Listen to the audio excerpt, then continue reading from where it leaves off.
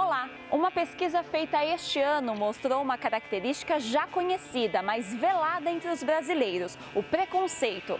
7 a cada 10 pessoas já fizeram algum tipo de comentário preconceituoso, mas apenas 17% delas assumem a discriminação. E essa não é a primeira nem a única pesquisa a tratar do assunto. Várias instituições e pesquisadores já se debruçaram sobre esse tema, que espelha uma realidade social difícil: a intolerância. No ponto de encontro de hoje, o tamanho do preconceito no Brasil. Por que o outro me incomoda? Por que socialmente nos sentimos incomodados com o diferente? Não será porque eu acho que as coisas só podem ser do jeito meu? Ou do jeito nosso? Será que as pessoas podem ser diferentes e têm direito a ser diferentes? Eu posso não gostar, mas eu tenho que admitir que as pessoas têm direito a ser diferentes. A discriminação por não pertencer a um padrão estético. Por que a minha gordura te incomoda? Por que você está incomodado com o meu tamanho? E eu não estou. Ser gordo não é engraçado. Ser gordo tem vários aspectos. Tem muita gente que é por questão de saúde mesmo, questão biológica. Tem gente que é porque quer ser. E a gente tem que entender, porque constrange aquela pessoa fica constrangida. E a história de quem vive a intolerância motivada pela cor da pele? É bem constrangedor, é triste, é lamentável até. A gente pensar que tem pessoas que agem assim e sentir isso na pele. É agora, no Ponto de Encontro.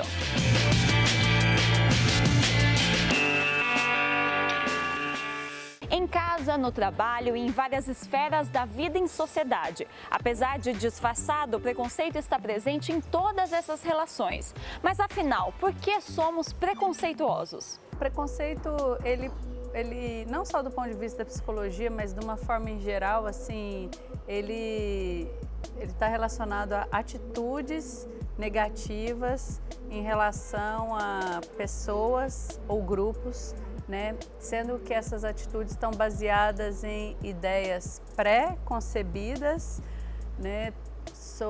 que desqualificam de alguma forma essas pessoas e grupos. Então, na verdade, o preconceito são essas ações que as pessoas podem empreender individualmente ou também está relacionada ao que é chamado de discriminação. A discriminação é quando as atitudes preconceituosas já estão institucionalizadas. Por exemplo, na escola, na universidade, no governo, na mídia. Onde é que nasceu o preconceito? Será que uma criança nasce odiando outra criança diferente dela? Absolutamente não, isso a gente pode dizer com toda certeza, Na educação, o preconceito é passado adiante, Os pais passam o preconceito adiante, Então você cria vínculos de lealdade com o preconceito. Então, eu vou ser leal ao meu pai reproduzindo o racismo que eu assisto dentro de casa, reproduzindo a gordofobia, reproduzindo o machismo, reproduzindo essa série de dinâmicas de opressão, Por quê? Porque você cria um vínculo de lealdade. Então, esse vínculo de lealdade, se você pensar numa lógica mais sistêmica, ela acontece não só dentro de casa, mas a partir de uma tradição cultural do nosso país. O primeiro passo que você tem para iniciar um processo de eliminar o outro, o processo da não tolerância, é você ir criando um clima onde o diferente não se aceita. E o diferente é todo o diferente. O que pensa diferente, o que se veste diferente, o que sente diferente, o que fala diferente, aquele que não se enquadra em aquilo que eu acho que é correto, aquilo que eu acho que é verdadeiro. A partir do momento em que não se tolera aquilo que não cabe dentro do meu quadrado, então você inicia um processo de desqualificar, como nós já falamos. Depois você inicia outro processo que é criar o outro como problema. Ele é um problema porque ele é diferente, porque ele é estranho, porque ele pensa diferente. Então, como ele é um problema, precisamos solucionar. E a solução pode ser a eliminação ou pode ser deixar a ele apartado. Então, há diferentes momentos de eliminação e há diferentes momentos em que as pessoas vão sendo acuadas.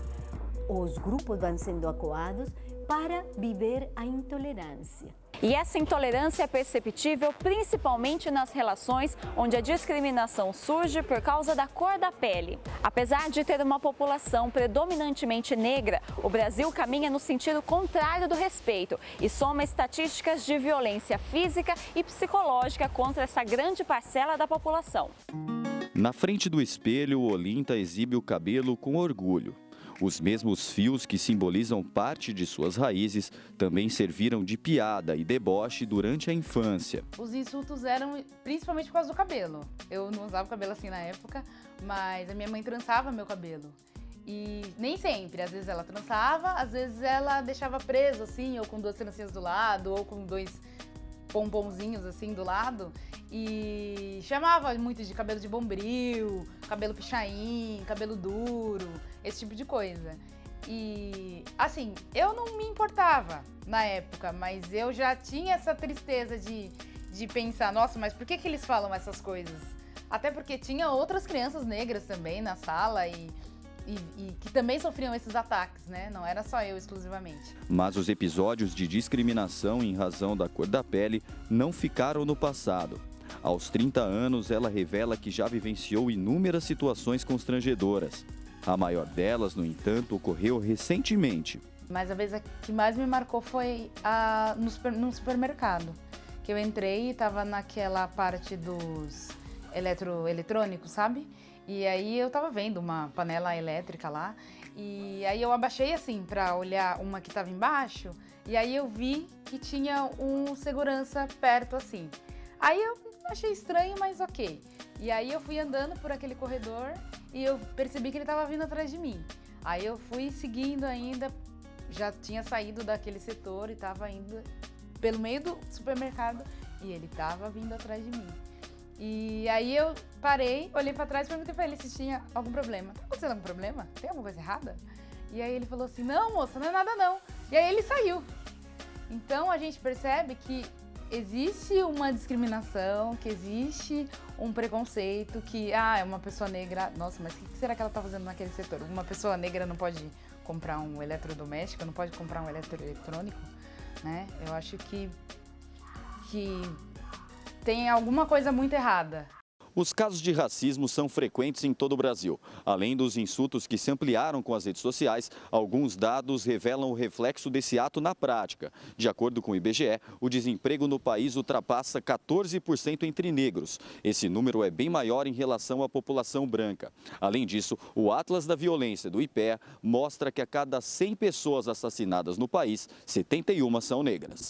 Professora no município de Campinas, Olinta atua com o público infantil e já percebe nas crianças certos sinais de preconceito. Um desafio e tanto, enquanto educadora, para evitar a continuidade desse comportamento. A gente percebe já algumas coisinhas assim, de discriminar um que é gordinho, de discriminar um que é menorzinho. Eles aprendem com os adultos. Então é aquela coisa também do exemplo, né? O exemplo vale muito mais do que palavras. Então se uma criança vê um adulto discriminando alguém pela cor da pele, pelo cabelo, pela grossura dos lábios, ele vai fazer aquilo também. Porque o adulto é supremo para ele, né? Ele vai seguir aquele exemplo. E se infelizmente tem crianças que já estão agindo assim, é porque ainda os adultos estão com esses pensamentos arcaicos de preconceito, de racismo, infelizmente. Os desafios diários relacionados ao preconceito, porém, não são capazes de tirar o sorriso de Olinta. Eu sempre confronto, assim, educadamente, não falando alto, sem dar barraco, mas eu confronto, porque eu acho que vale a reflexão. É sempre importante a gente fazer as pessoas pensarem sobre o que elas fizeram, né? E eu acho que é assim que a gente constrói um mundo mais sociável mesmo, um mundo gostoso de se viver. Porque do jeito que tá, não tá bom. E nesta batalha diária, ela mantém a esperança de nunca mais ser vítima de discriminação racial. É bem constrangedor, é triste, é lamentável até. A gente pensar que tem pessoas que agem assim e sentir isso na pele. Porque é doloroso, porque a gente acorda cedo como todo mundo, a gente trabalha como todo mundo, a gente se esforça como todo mundo, a gente faz faculdade como todo mundo. A gente faz tudo que todo mundo faz. E por que existe essa diferença? né? Esse tratamento diferente, esse olhar diferente de você chegar no restaurante e o garçom vai e volta e não vem na sua mesa para te atender. Você vai numa loja comprar uma roupa, aí você pergunta quanto é, a pessoa primeiro fala, mas você pode parcelar. Não, mas eu posso pagar à vista. Como assim parcelar? Ué, eu tenho condições de pagar à vista. O que fica é a gente continuar lutando, a gente continuar ensinando nossas crianças que todo mundo é igual, que todo mundo merece ser respeitado. Acho que respeito é a palavra-chave.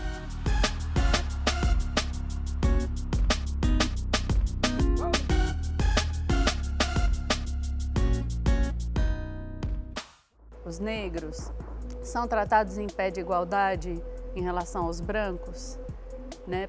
Não, as pesquisas têm mostrado que não.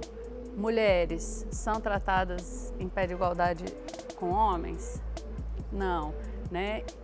Deficientes são tratados em pé de igualdade? Não. Então existem discriminações, né, atitudes preconceituosas generalizadas em várias instituições sociais e devido a isso é que são necessárias, por exemplo, as políticas de ações afirmativas para afirmar aqueles grupos e pessoas que estão sendo marginalizados, excluídos ou mesmo exterminados na sociedade. Por que é tão difícil, né? Porque, por exemplo, esse programa que está sendo gravado aqui, né? Quantos programas com essa perspectiva pedagógica e educativa a gente tem na TV aberta? Que é o que forma a opinião das pessoas no Brasil hoje, né? Quantas páginas aí de Facebook ou quantos movimentos sociais que estão trabalhando a corrupção hoje no Brasil estão colocando na pauta da corrupção o nosso histórico colonial de opressão às minorias, aos negros, aos indígenas, às pessoas com deficiência? Não tem, né? Então, assim, por essa dificuldade ou por essa intenção deliberada ali, né, essa vontade de fazer de conta que as coisas são separadas, nós não temos um estímulo para que as pessoas comecem a pensar sobre as diferenças. Então, veja, da mesma maneira que você ensina o preconceito, você pode ensinar o respeito. Então, não é um processo irreversível, muito pelo contrário, né? É um processo totalmente reversível. O que precisa? Boa vontade. Primeiro, a gente tem que sempre fazer a seguinte pergunta: o que eu faço com o meu preconceito? A pergunta que diz você tem preconceito é uma pergunta estéril. O que você faz com a resposta você tem preconceito? Você não faz nada. O que você faz com a resposta, o que você faz com o seu preconceito, aí é diferente. Por quê? Porque a gente parte do princípio que todos somos preconceituosos. A primeira coisa que temos que admitir é que somos preconceituosos, ou para nos defender e preservar, ou para agredir e eliminar o outro. Então, a pergunta é, o que você faz com o seu preconceito? E eu costumo dizer que nossos preconceitos em uma escala de 0 a 10 é assim: de 0 a 5, o preconceito é seu. Você guarda ele, você tem ele. De 6 a 8, o preconceito é nosso, é um problema social, é um problema que tem que ser trabalhado socialmente. E de 9 a 10, o preconceito é crime, porque você pode eliminar uma pessoa e isso é um crime. O que fazer para que a gente trabalhe melhor nossos preconceitos? Eu diria que, primeiro, reconhecer. Segundo, saber que os preconceitos podem ser trabalhados e eles se trabalham na tolerância. E como criar uma cultura de tolerância? Eu diria que não existem receitas, mas existem caminhos para a tolerância. O primeiro é sempre se perguntar: por que o outro me incomoda? Por que socialmente nos sentimos incomodados com o diferente? Não será porque eu acho que as coisas só podem ser do jeito meu ou do jeito nosso? Será que as pessoas podem ser diferentes e têm direito a ser diferentes? É a segunda parte do preconceito. Eu posso não gostar, mas eu tenho que admitir que as pessoas têm direito a ser diferentes. A terceira coisa, primeiro, reconhecer. Segundo, perguntar-nos como lidar com nossos próprios preconceitos. O terceiro, as pessoas têm direito a ser diferentes. Portanto, se têm direitos, estamos falando de cidadania. Estamos falando de possibilidade de educar no preconceito.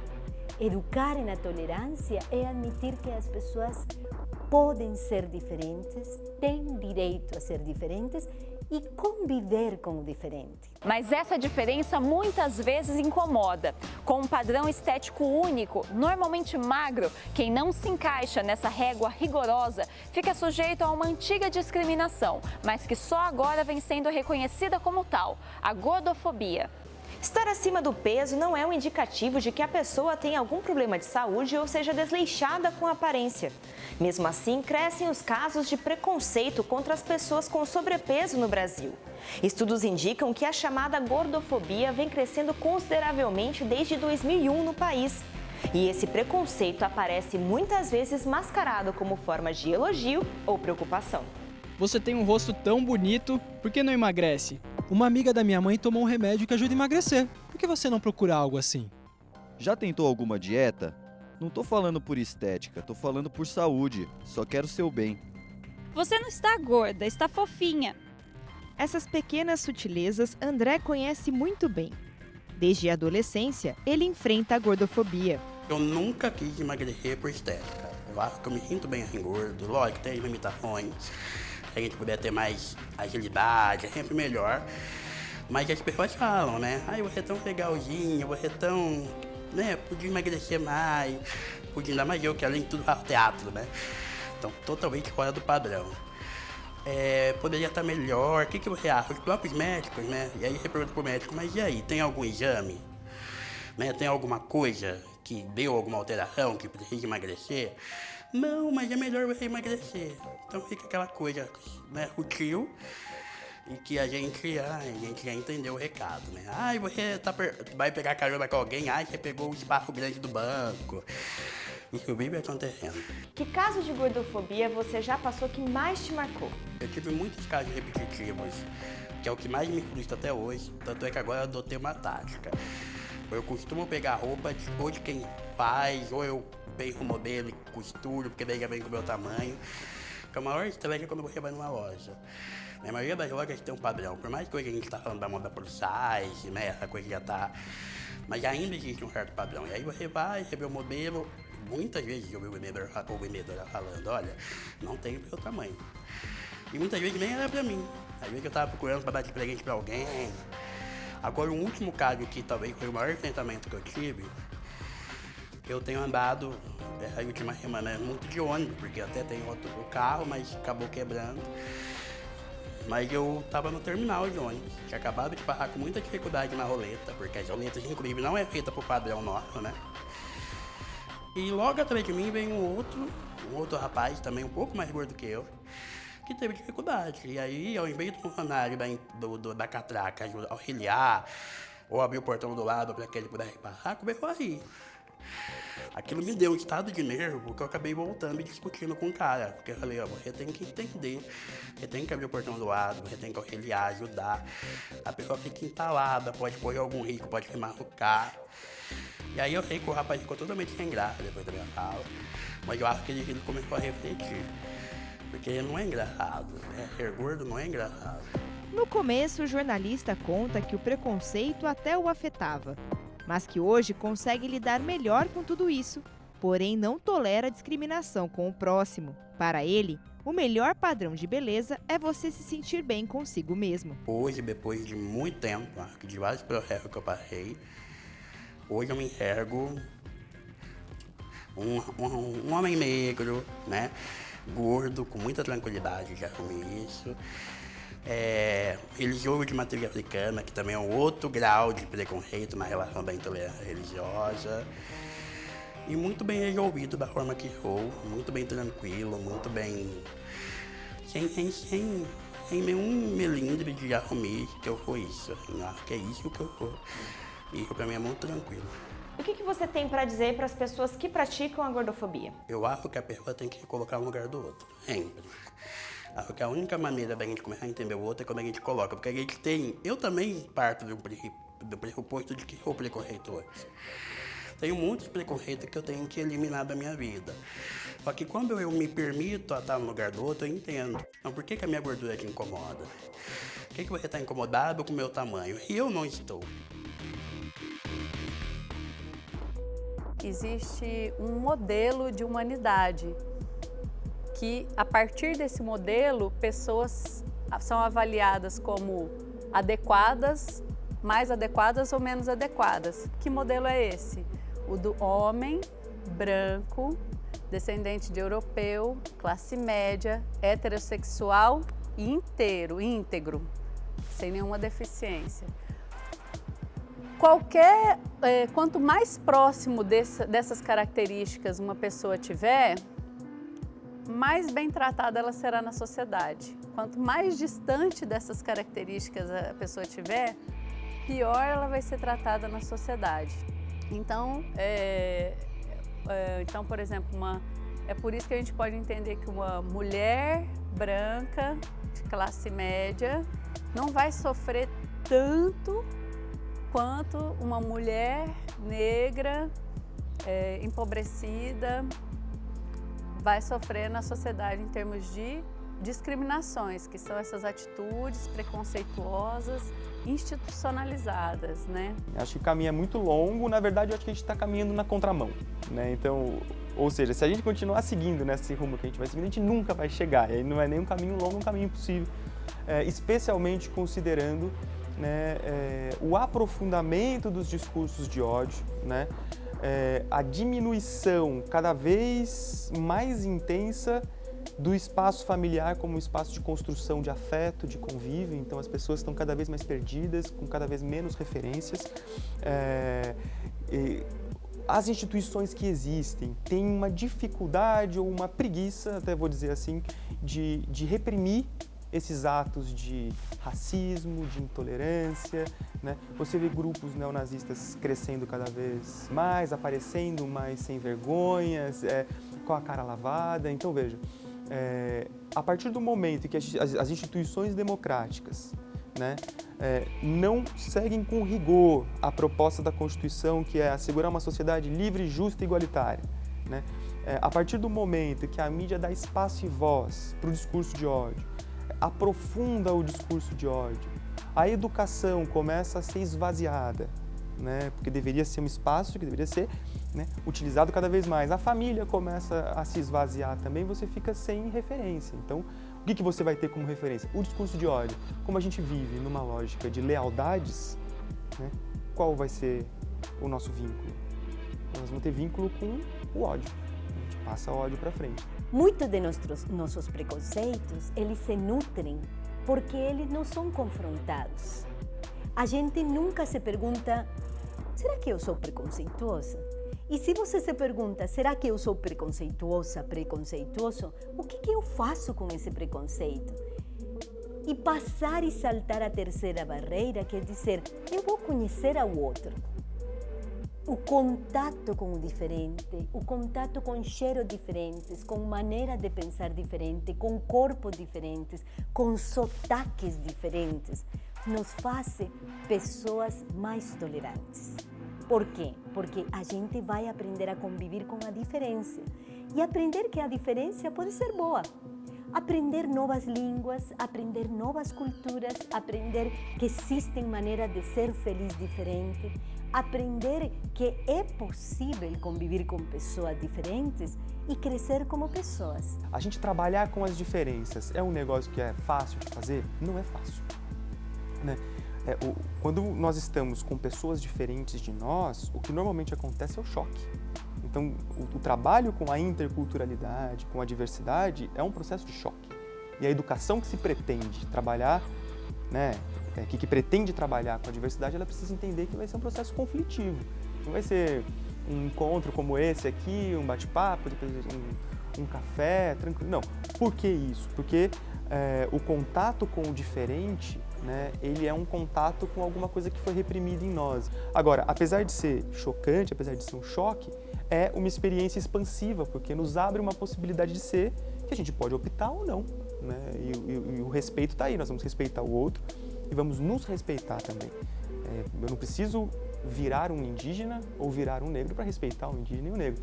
Eu não preciso virar, me transformar em um judeu para respeitar um judeu. Não, muito pelo contrário. Um umbandista não precisa ser católico para respeitar. Enfim, né? A proposta é que nós possamos dividir o mesmo espaço geográfico, político, com as nossas diferenças, né? Então, se a gente entender que a nossa sociedade, ela está funcionando, as relações sociais estão funcionando com base em um modelo único de ser humano, e fora desse modelo, todos os outros grupos sociais são desumanizados, o que os pesquisadores têm apontado como caminho é justamente valorizar diferentes maneiras de ser humano. Então, qual é a maneira africana de ser humano? Quais são as maneiras indígenas de ser humano? Quais são as maneiras de ser humano numa perspectiva das mulheres ou das crianças? Então, combater o modelo único, não combater os homens, não combater os europeus, mas combater a imposição única de um modelo. E valorizar várias maneiras, né? Conhecer, reconhecer, valorizar e entrar em diálogo verdadeiro, sincero e amoroso, para usar as palavras do mestre Paulo Freire, com diferentes maneiras de ser humano e juntos, né, em comunhão, em relação, em diálogo, em processos educativos, aprender como construir outras relações sociais. O caminho para a tolerância é o caminho da vivência com o diferente. Não existe outro caminho. Tem que ser conviver com o diferente, educar as novas gerações em que é possível ser diferente e ser feliz, que é possível ser diferente e acreditar que outras pessoas podem ter uma religião diferente e também encontrar a Deus em essa religião. E ajudar as pessoas que se negam a conhecer o diferente a dar pequenos passos, conhecendo coisas, culturas e pessoas diferentes. E essa edição do Ponto de Encontro fica por aqui. Outras produções da TV PUC você acompanha no nosso canal no YouTube e também na nossa página no Facebook. Obrigada pela sua companhia, um excelente fim de semana para você e até semana que vem. Tchau, tchau!